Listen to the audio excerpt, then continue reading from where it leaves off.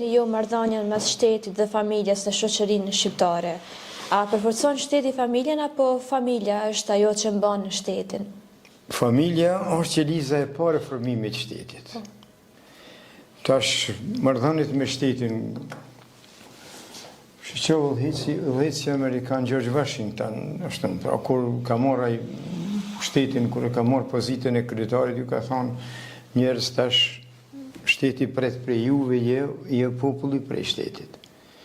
Prandaj familja ka obligim të vet në edukimin e ndjenjes kombëtare, në edukimin e ndjenjes për shtetin, për formimin, për mbrojtjen, për ndërtimin e tij.